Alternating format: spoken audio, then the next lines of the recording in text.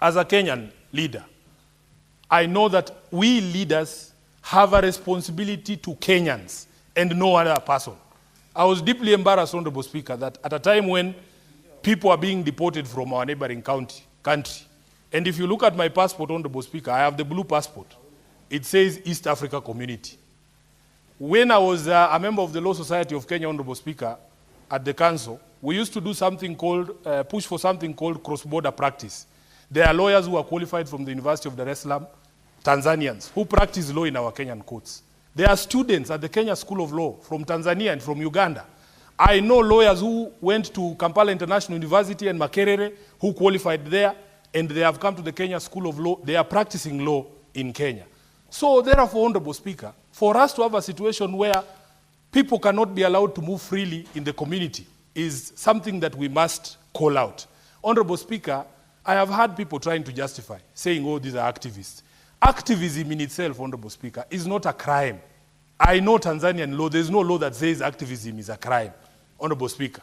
So for me, I was deeply embarrassed to see our Foreign Affairs Minister, who should be our foremost defender, adopt a very nonchalant, a very laid-back, a very lazy attitude yesterday on Citizen, Honorable Speaker, that he has not even summoned the Tanzanian ambassador to ask him what was the reason why these brothers of ours were expelled. As we speak, there are Kenyans whose whereabouts are still unknown.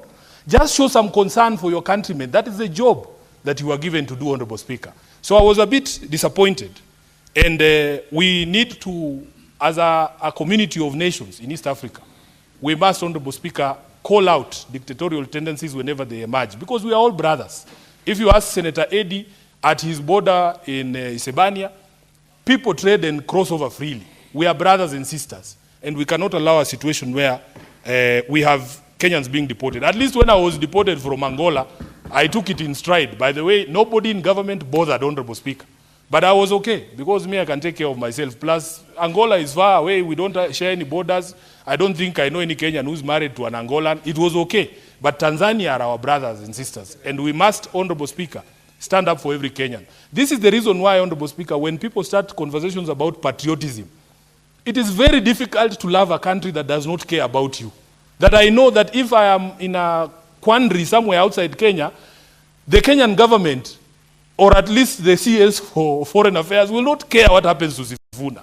Honorable Speaker, it breaks my heart. If I was stuck in southern Lebanon when the war began, would this government really come for me? That is the question I ask myself. We are on our own. Then when we complain, people say, oh, you don't love your country. Love, Honorable Speaker, is reciprocal. You love me, I love you. I thank you, Honorable Speaker.